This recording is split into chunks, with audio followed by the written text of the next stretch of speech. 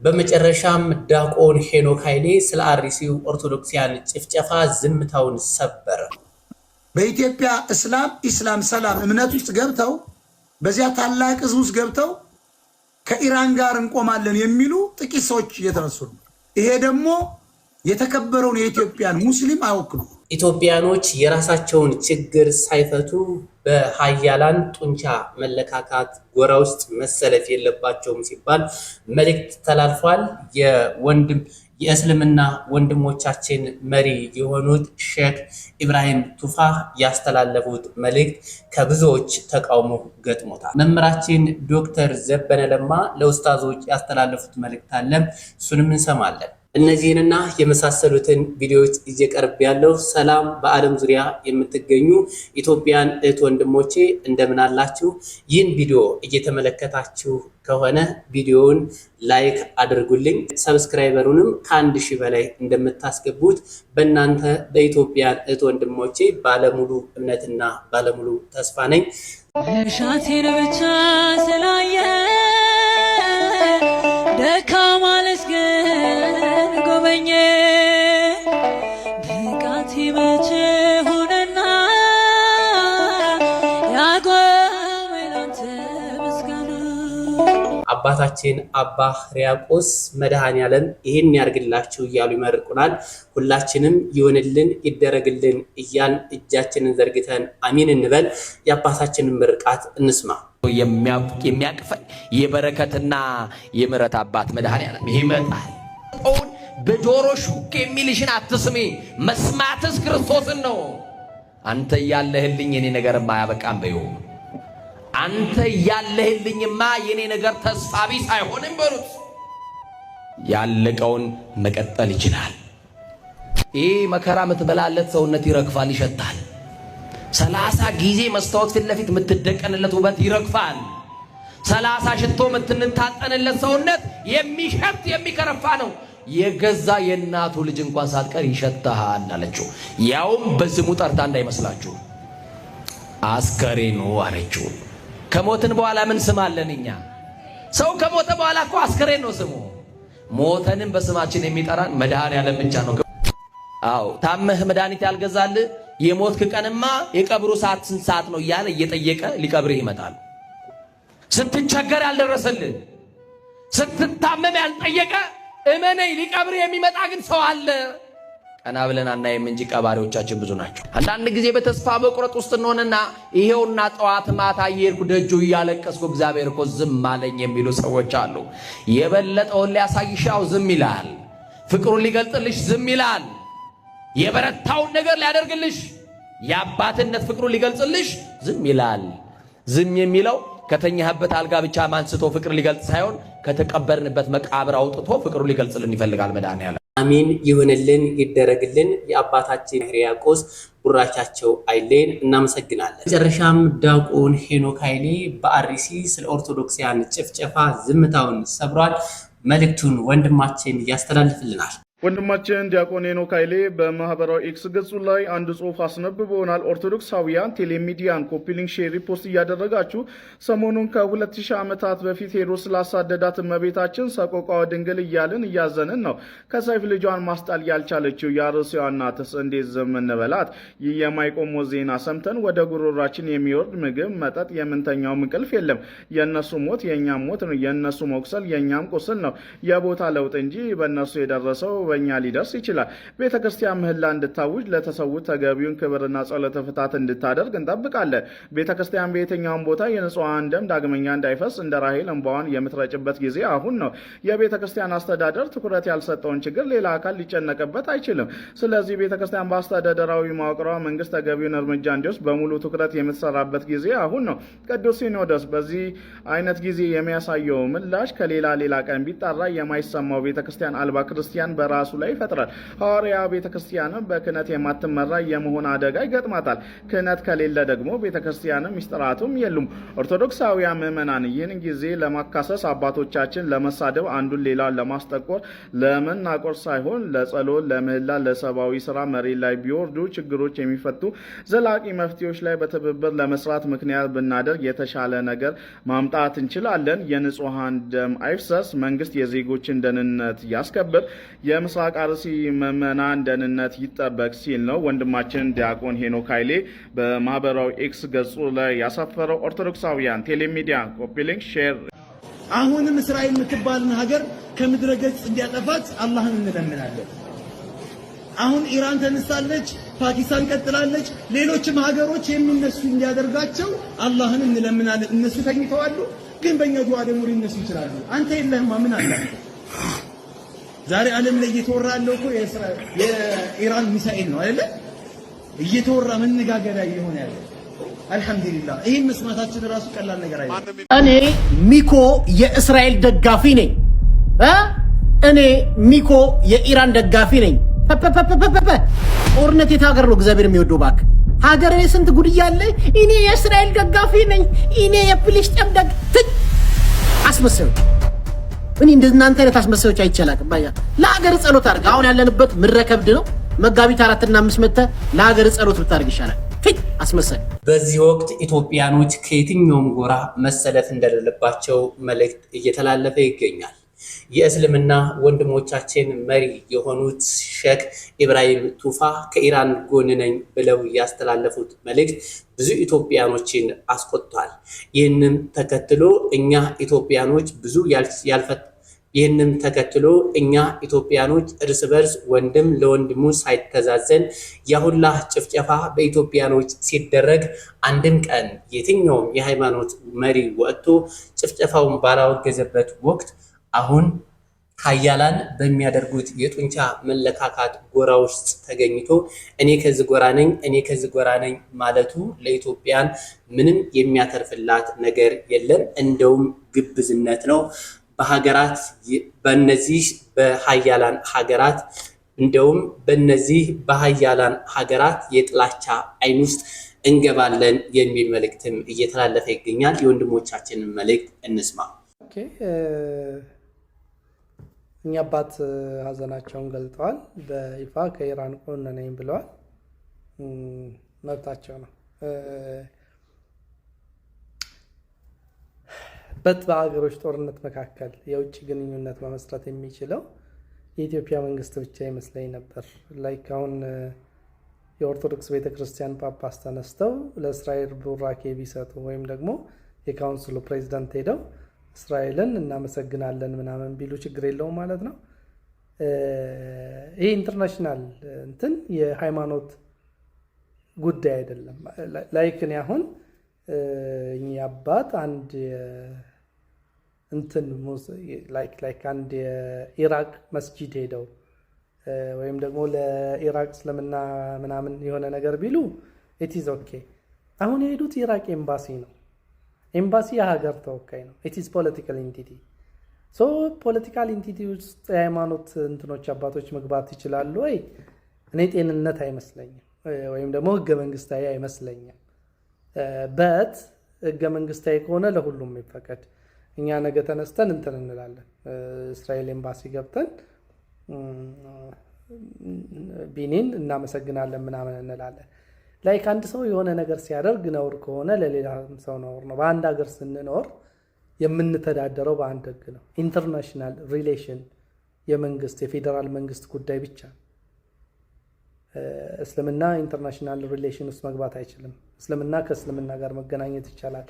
ኤምባሲ የሃይማኖት ተቋም አይደለም።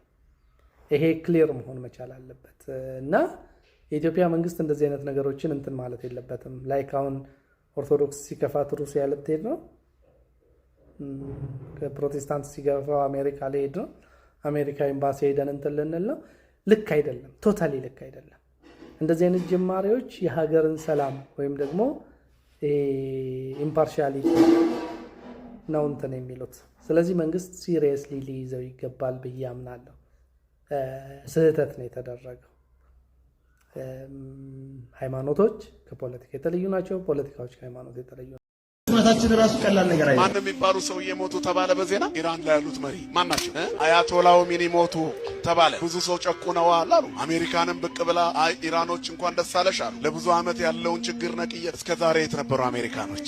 እግዚአብሔር ልኳቸው ነው። መንፈሳዊ ተልእኮ ነው። ኦሽን አቋርጠው ውቅያኖስ አቋርጠው የሰውየውን ጭንቅላት መቀየር የሚችል ትምህርት የሚሰጡበት መዋለ ነው ያላፈሰሱ። አቤት አቤት ለጽድቅ መጥቶ ከዛ ድረስ ገዳዩም ለጥቅሙ ነው። እኛ ምንም የማናቀው እዚህ ልል እንላለን። ሰው ስለሞተ ልል ከማለት መድኃኒዓለም ይጠብቃል። ዓለም ክፉ ናት። እግዚአብሔር ጅራፍ ያነሳው ለጥቅማችን ነው። አሜሪካ ሚሳኤል ያስወነጨፈችው ለጥቅሟ ነው።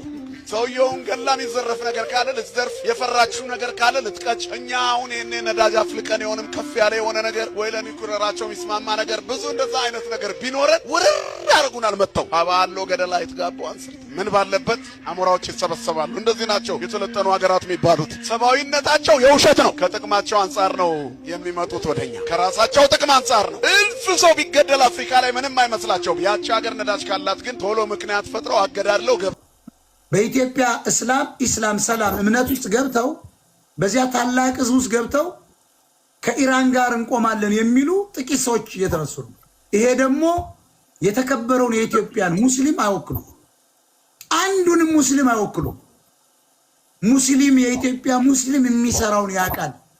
አገሩን በማልማት ላይ ነው፣ በመነገር ላይ ነው፣ ወንድሜ በመማር ላይ ነው። የምትንቀው ሙስሊም ዛሬ ቪላ ቤት ውስጥ ነው የሚኖረው፣ ኤሌክትሪክ መኪና ነው የሚነዳው፣ ልጆቹ አሜሪካ ነው የሚማሩ። ወንድሞቻችንን እናመሰግናለን። በዚህ ሰዓት ብዙ ኢትዮጵያን እህት ወንድሞቻችን ብዙ መከራን ብዙ ስቃይን እያሳለፉ ይገኛሉ። ብዙ የሰብአዊ መብት ጥሰትን እየደረሰባቸው ይገኛሉ። እኛ ስለተመቸን ስለሌላው ሀገር ጡንቻ መለካካት ወተን ማስተጋባትን በፍጹም የለብንም። እንደውም ለእህት ለወንድሞቻችን ቀድመን መጸለይ ነበር ያለብን። ይህም መልእክት ሁላችንም ኢትዮጵያኖች ልናወግዘው ይገባል። ወንድሞቻችን ቃሌት ያሰማል። እናመሰግናለን። መምህራችን ዶክተር ዘበነ ለማ ለኡስታዞች አንድ ያስተላለፉት መልእክት አለ። እስኪ የእሳቸውን መልእክት እንስማ። የእስልምና እምነት ሰዎች አላህ አይወልድም አይወለድም የሚል ኮንሰፕት አላቸው። ይሄ በጣም ከእውቀት ማነስ ሊመነጭ ይችላል የኛን እምነት ለመረዳት ከሆነ። ምክንያቱም እኛ አብ ወልድን ወለደው የምንለው ባዮሎጂካል አይደለም፣ ኢስ አናሎጂካል ነው። አናሎጂ እና ባዮሎጂ የተለያዩ ናቸው። ይሄ ትንሽ ቃሉ የፍልስፍናና ሪሊጂየስ ስለሆነ ዝም ብዬ ላንሳላቸው ብዬ ነው። በስጋ አንድ ሰው እንደሚወልደው ማለት አይደለም። እሱ ነው መጀመሪያ ገና ትልቁ ችግር እሱ ነው። አያችሁ። ስለዚህ ብዙ ጊዜ የሚነሳው ኢየሱስ አምላክ ነኝ ብሏል እንዴ? የት ጋር ነው ኢየሱስ አምላክ ነኝ ያለው? አረ በጠቅላላ አምላክ ነኝ ነው እንጂ ያለው አምላክ ነኝ ያለው በሁሉ ቦታ። ዮሐንስ ወንጌል ምዕራፍ 10 ቁጥር 31 ላይ ምን አለ? እኔና አብ አንድ ነን። እኔና አብ አንድ ነን። እነሱ እንደ ነብይ ያዩታል። ዮሐንስ ወንጌል ምዕራፍ 8 ቁጥር 58 ላይ ምን አለ? ዮሐንስ ወንጌል ምዕራፍ 8 ቁጥር 58 ላይ እኔ ከአብርሃም በፊት አለሁ አለ። ከአብርሃም በፊት አለሁ። ተመልከቱ። አይሁድ ሊወግሩት ድንጋይ አነሱ። እንደውም አንዳንዶች አሉ አንተ ገና 50 ዓመት ያልሞላ አብርሃምን አይተሃል እንዳሉት። እንደውም ልንገራችሁ አብርሃም የኔን ቀን ያይ ዘንድ ተመኘ አላቸው። ክብርና ምስጋና ለእግዚአብሔር ይድረሰው። ኢየሱስ የአብርሃም አምላክ ነው። ኢየሱስ የያዕቆብ አምላክ ነው። ኢየሱስ የቅዱሳን አምላክ ነው። ኢየሱስ የነቢያት አምላክ ነው። በነቢያቱ ነገረን ያለው እሱ ራሱን የነገረን። አብ ተናገረ ቢል ወልድ ተናገረ፣ መንፈስ ቅዱስ ተናገረ ነው። በመጨረሻ እዚህ መጥቶ ግን ከድንግል ማርያም ተወልዶ ከስጋዋ ስጋ ነስቶ ራሱ ነገረን። ልዩነቱ ይሄ ነው። ኢየሱስ አምላክ ነኝ በቃላ አምላክ ነኝ ነው ያለው። ዮሐንስ ወንጌል ምዕራፍ 8 ቁጥር 33 ላይ ድንጋይ አንስተው ሊገሉት ምን ነው ሲላቸው አምላክ ነኝ ብለሃል። ተመልከቱ፣ አምላክ ነኝ ብለሃል። እኛ ዘንድ ግን ሁሉ ጊዜ ኢየሱስ ምንድነው? አምላክ ነው። ስሙ የተመሰገነ ይሁን። ምንድነው? ኢየሱስ ክርስቶስ አምላክ ነው። ትናንትና ሳስተምር ያነሳሁት ነበረ። የሪፎርሜሽን የተሐድሶ እንቅስቃሴ ጀርመኒ ውስጥ ሲጀምር አንዱ ትልቁ ነገር ያደረጉት የወሰኑት ምንድነው? ኢየሱስ እግዚአብሔር አይደለም ብለው ነው የወሰኑት።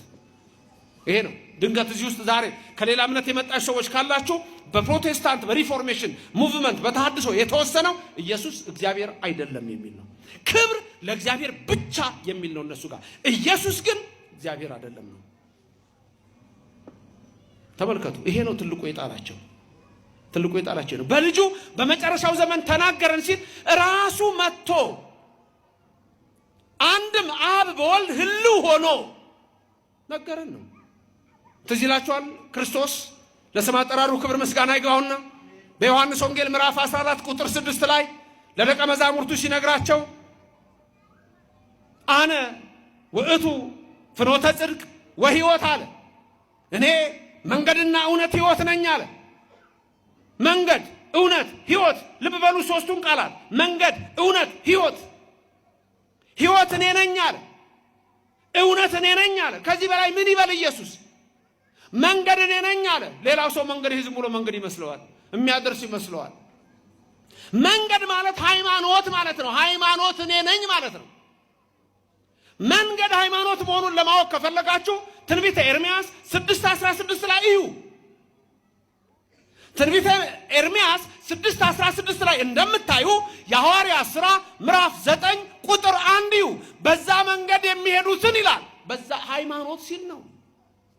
ኢየሱስ ክርስቶስ አነ ውእቱ ፍኖተ ጽድቅ ወሕይወት ሲል እኔ ሃይማኖት ነኝ፣ እኔ እውነት ነኝ፣ እኔ ሕይወት ነኝ ነው ያለው። ብዙዎች ያልገባቸው እንደውም በዛ ጊዜ ያልገባው ሌላ ሰው ነበር። ፊልጶስ እዛው ከሐዋርያቱ መካከል ጌታ ሆይ አለው ወደ አብ የሚያደርስ ሌላ እንደው መንገድ ተለያየ መስሎታል። በመለኮት በእዘዝ አገዛዝ አንድ መሆኑ አልገባውም። ሚስጥረ ሥላሴ ጌታ ሆይ አብን አሳየንና ይበቃናል አለው። ማንን አሳየን? አብን አሳየንና ይበቃናል። ኢየሱስ ምንድን ነው ያለው? ገሰጸው። አንተ ፊልጶስ እስከ ዛሬ ከናንተ ጋር ስኖር አታውቀኝምን? እስከ ዛሬ ከናንተ ጋር ስኖር አታውቀኝምን? አይገርምም? አብ ወልድ መንፈስ ቅዱስ አይበላለጡም፣ አይተናነሱም። አብ ወልድን አይበልጠውም፣ መንፈስ ቅዱስንም አይበልጥም። ወልድ አብን አይበልጥም፣ መንፈስ ቅዱስን አይበልጥም። አብ ሁሉን ቻይ ነው። ወልድ ሁሉን ቻይ ነው። መንፈስ ቅዱስ ሁሉን ቻይ ነው። ሶስት ሁሉን ቻዮች አይባልም። ስንት ሁሉን ቻይ? አንድ። አብ ፈጣሪ ነው። ወልድ ፈጣሪ ነው። መንፈስ ቅዱስ ፈጣሪ ነው። ሶስት ፈጣሪዎች አይባልም። ስንት ፈጣሪ? አንድ ፈጣሪ በመፍጠር አንድ ነው። ይሄ ነው እኮ ሚስጥረ ሥላሴ። ብዙዎቹ ያልገባቸው ይሄ ነው። ኢየሱስ ክርስቶስ እኔ እግዚአብሔር ነኝ ብሏል ወይ? እኔ አምላክ ነኝ ብሏል ወይ? አዎ። የት ያውቁታል መጽሐፉን? መምህራችን መምህር ዶክተር ዘበነ ለማን እናመሰግናለን። ቃለ ሕይወት ያሰማልን። ዓለም ብለን የጠራነው ክርስቶስን መድኃኔ ዓለም ብለን የምንጠራው እግዚአብሔርን አንደኛ ለዓለም የወረደ ለዓለም ለሞት የተሰጠ ስለሆነ ከሰማየ ሰማያት የወረደው አካላዊ ቃል ወልድ ወደዚህ ምድር የመጣው የእኛን ሥጋ የለበሰው የሞተው እኛን ለማዳን ማለት ነው።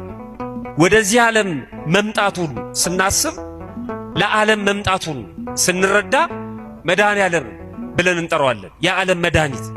ይህንን የሚለን መጽሐፍ ቅዱስ ነው። በዮሐንስ ወንጌል ምዕራፍ 3 ቁጥር 16 ላይ በእርሱ የሚያምን ሁሉ የዘላለም ሕይወት እንዲኖረው እንጂ እንዳይጠፋ እግዚአብሔር አንድያ ልጁን እስኪሰጥ ድረስ ዓለሙን እንዲሁ ወዷል።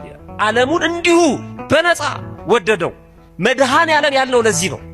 ዓለምን ወዶ ስለ ዓለም የመጣና የተሰጠ ስለሆነ ስለ መንደር አይደለም፣ ስለሆነ ማንነት፣ ስለሆነ ጎሳ አይደለም፣ ስለ ዓለም።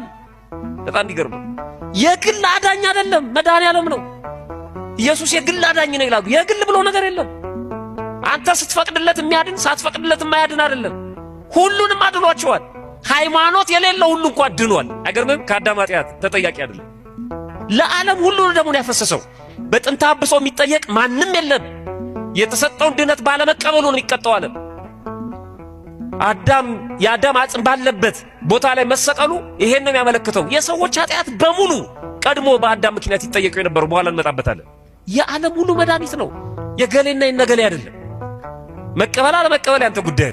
ለዓለም የመጣ ለዓለም የወረደ ለዓለም የሞተ ለዓለም ሁሉ የተሰጠ ስለሆነ ምን ይባላል? መድኃኔ ዓለም። መድኃኔ ዓለም ይባላል። ዓለምን ሁሉ አዳነ ስንል ዓለም ሁሉ ምን ሆኖ ነበር? ዓለም ሁሉ ታሞ ነበር። ዓለም ሁሉ መዳን አለበት። የተወሰነ ክፍል አልነበረም በሽታው፣ ሁሉም ነው። ጠቅላላ ምርመራ እንደሚባለው ማለት ነው። ምን ነው የሚያመህ? ራላቀው ሰውነቴን ሁሉ ነው ካለ ሰውየው መግባት አለበት። ጠቅላላ ጣቴን ነው እጄን ነው እግሬን ነው ካላለ ማለት ነው። ሁሉም ነው። መጽሐፍ ነው የሚለን ዓለም ሁሉ ስቶ ነበር፣ ዓለም ሁሉ በድሎ ነበር፣ ዓለም ሁሉ ተፈርዶበት ነበር። በዮሐንስ ራእይ ምዕራፍ 12 ቁጥር 9 ላይ ዓለምንም ሁሉ የሚያስተው ዲያብሎስና ሰይጣን የሚባለው ታላቁ ዘንዶ እርሱም የቀደመው እባብ ተጣለ፣ ወደ ምድር ተጣለ፣ መላእክቱም ከእርሱ ጋር ተጣሉ ይላል። ሁለተኛ መድኃኔዓለም ያለው ዓለሙን ከራሱ ጋር ስላስታረቀው ራሱ ነው ሐኪሙ። መድኃኒቱም ራሱ ነው። የሚገርም መድኃኒቱም ራሱ ነው፣ ሐኪሙም ራሱ ነው። ዓለሙን ያስታረቀው ከራሱ ጋር ነው። አንዳንድ ሰዎች አስታራቂ ሲባል ክርስቶስ መሃል ላይ ከላይ እግዚአብሔር ከታች ደግሞ ሰዎች ያሉ አድርገው ያስባሉ። እንደነሱ መካከለኛ የሚለውን ማለት ነው። መካከለኛ ማለት ትርጉሙ ፍጹም አምላክ ፍጹም ሰው ማለት ነው። አምላክ ብቻ አይደለም፣ ሰው ብቻ ማለት ነው። ሰው ብቻ ከሆነ ፍጡር ነው ሎቱ ስብሐት። አምላክ ብቻ መለኮት ከሆነ ደግሞ አያዝም፣ አይጨበጥም። ደማ፣ ተሰቀለ፣ ሞተ ማለት አንችልም። ስለዚህ እንዲህ አይነት ታሪክ እንዲህ አይነት ምስጢር የለም። ፍጹም ሰው ፍጹም አምላክ መካከለኛ የሚለው እሱ መካከለኛ እግዚአብሔር ብቻ አይደለም፣ ሰው ብቻም አይደለም። መካከለኛ የሚለው ይሄን እንጂ የምልጃን ቅደም ተከተል እባክህን እባክህ እያለ የሚለምን ሆኖ አይደለም። ከራሱ ጋር ያስታረቀው ከራሱ ጋር ስላስታረቀ ነው መድኃኔዓለም የምንለው። መጽሐፍ እንደዚህ ይላል በዚህ በሁለተኛ ቆሮንቶስ ምዕራፍ 5 ቁጥር 19 ላይ እግዚአብሔር በክርስቶስ ሆኖ ዓለሙን ከራሱ ጋር ያስታርቅ ነበር ይላል። ልብ አድርጉ። ማን? እግዚአብሔር። በምን ሆኖ? በክርስቶስ ሆኖ ምን ያደርግ ነበረ? ዓለሙን ከራሱ ጋር ምን ያደርግ ነበር? የሚገርም እኮ ነው። ዓለሙን ከራሱ ጋር አስታረቀው። ዓለም ተፈጥሮ በሙሉ ሁሉም በሰው ምክንያት ምድር ራሷ ተረግማ ነበር። ምድር ካንተ የተነሳ ሾህና ኒኬላ ታብቅልብ ተብሎ ማለት ነው። ዓለሙ በሙሉ ረክሶ ነበር። ከራሱ ጋር አስታረቀው። ራሱ አስታራቂ ነው። ራሱ ታራቂ ነው። ራሱ መስዋዕት ነው። ራሱ መስዋዕት አቅራቢ ነው። እና እሱን መድኃኔዓለም ያላልን ማንን እንበለው? መድኃኔዓለም። በእውነት እስኪ አመስግኑት መድኃኔዓለምን። መድኃኔዓለም የምንለው ለዚህ ነው። አሜን። ቃልዮትን ያሰማልን። መድኃኔዓለም ማለት የዓለም መድኃኒት፣ የዓለም ሁሉ ቤዛ ማለት ነው። መድኃኔዓለም ማን ነው ለሚለው ጥያቄ መልሱ መድኃኔዓለም ማለት ኢየሱስ ክርስቶስ ከሰማይ ሰማያት የወረደ ከድንግል ማርያም የተወለደው ሞቶ በሶስተኛው ቀን የተነሳው በስተመጨረሻም ወደ ሰማይ በክብር ያረገው በአባቱ ቀኝም የተቀመጠው ዳግመኛም በዓለም መጨረሻ ለፍርድ የሚመጣው የዓለማት ሁሉ አስገኚ ፈጣሪ የሆነ ዓለም ሳይፈጠርም የነበረ አብ ወልድ መንፈስ ቅዱስ ብለን እግዚአብሔር አንድም ሶስትም ነው ብለን እንደተማማልነው መድኃኔዓለም ወልድ ኢየሱስ ክርስቶስ ማለት ነው። እንግዲህ እኛ ኦርቶዶክሳውያን የመላእክትን የጻድቃን ሰማዕታትንና የእናታችን የድንግል ማርያም በዓላትን እናከብራለን። የመድኃኔዓለም በዓል ግን ከነዚህ ሁሉ ከፍ ያለ ቦታም ልንሰጠው ይገባናል። መምህራችንን እናመሰግናለን። ቃልህ ያሰማል። ውድ በዓለም ዙሪያ የምትገኙ ኢትዮጵያን እህት ወንድሞቼ እስከ ሰዓት ድረስ አብራችን ለቆያችሁ አመሰግናለሁ። በቀጣይ ቪዲዮ እስከምንገናኝ ድረስ ሰላም ቆዩ።